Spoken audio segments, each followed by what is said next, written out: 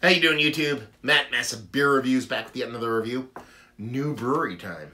A little North New Brewery, hopeful goodness, in the form of Hackensack Brewing Companies. This is their Musket Haze New England style IPA. Yeah, Hackensack Brewing, super new. I think they opened a couple weeks ago at the time of this filming. I popped in. I was out and about that way, doing a whole New Jersey brewery thing, and these guys are like less than a block away from Elementary, one of my more favorite or North Jersey haunts, and yeah, I figured to give it a whirl. I had a couple beers while I was there. I actually dodged this one on purpose just so I can go into it fresh.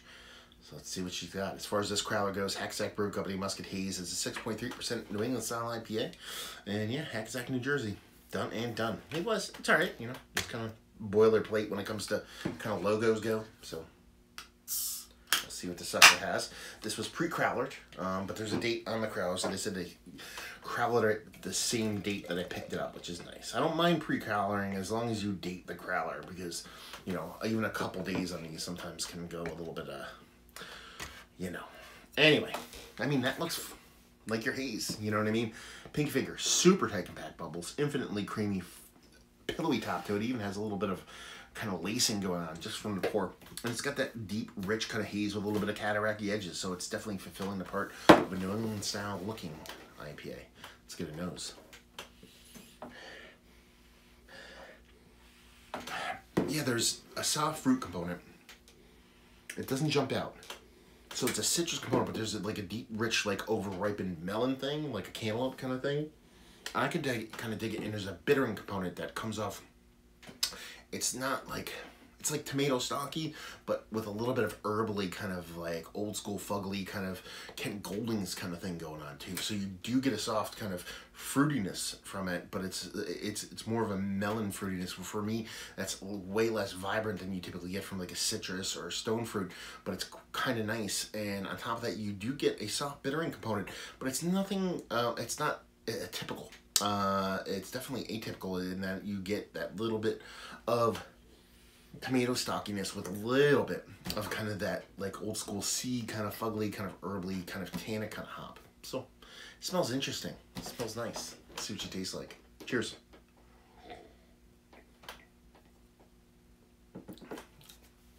Okay.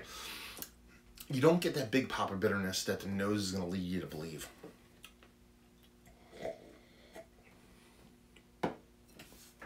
It's there.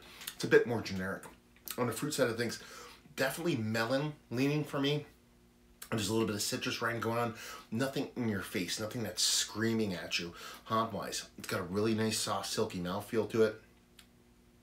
And the grains actually come off slightly like cereal-like a bag shake, like cereal shake. And by that I mean, like, you know, if you eat like something, nothing overly sweetened. If you're talking about just a base generic kind of Cheerios, when you have that soft powder at the end and you kind of eat it, that kind of cereal graininess. I actually do like that in certain applications when it comes to kind of beer, and in the hazy format. If it's done right, it works for me. And in this way, it's actually works exactly the way I want it to. It's a soft kind of cereal grains to it, a little bit of soft fruit on one end, melon, heavy melon leaning, and as far as the type of taste, it's not like in your face melon. And you get that soft bitterness, comes off a little bit more herbally, a little bit kind of weed-like, or tomato stockiness, I should say, in the nose, but it's just a little bit more generic in the taste, and quite nice. The mouthfeel is probably my favorite part of the whole thing. It's fun, drinkable, tasty. I dig it. Done and done. Let's talk about it. Is it one of the better hazy IPAs that I've had as of late?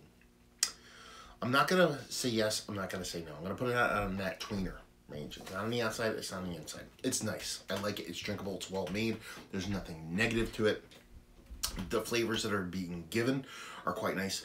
It's just nothing explosive to it. And you're like, well, why do you need to be hit in the face with a 2x4 of flavor? You don't have to be. But in a New England style IPA game, that is almost part and parcel of what these beers are.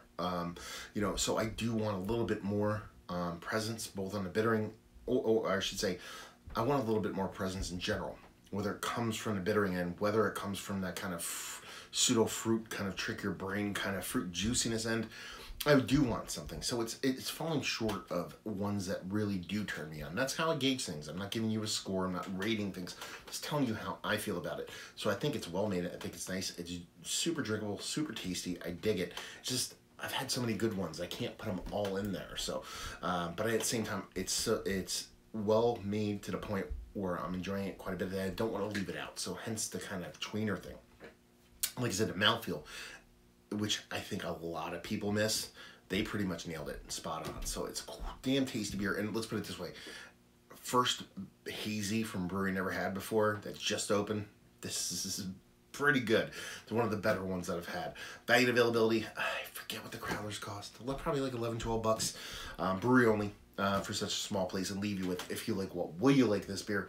If you like New England style hazy IPA, but you want something, you know, a little bit different, you do a little bit different on the nose, and it does have a uniqueness to it. It just needs a little bit of volume, a little Spinal Tap to 11 on it to really shine and hold its own in today's kind of hazy market that is super flooded. But I don't want to distract you from the point that I'm trying to make, which is it's worth visiting the brewing and trying.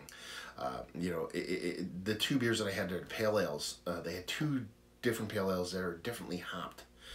And they were different, both in a hop end and a malt end in a good way. So they weren't just churning out the same beer over and over. And my buddy Keith, who went with me, had a stout that was quite nice too. And so it was a pretty damn tasty beer from a pretty damn good brewery. And, you know, you're a couple minutes from Brick City. You are literally a block away from Elementary, so it's a nice little section of beer. So if you find yourself out there in North Jersey in that area and you're hitting those breweries or just looking for a place to stop, it's probably worth giving it a whirl. So yeah, there you go. Another review in the books. Hopefully you guys enjoyed it. Down there if you want to talk about it. Massive Beers if you want to check me out doing the social media stuff. Beer Massive if you want to check me out doing the whole podcasting thing. And hopefully you guys enjoyed the review. Hopefully enjoying a nice little hazy right now. And hopefully see you next time. Cheers.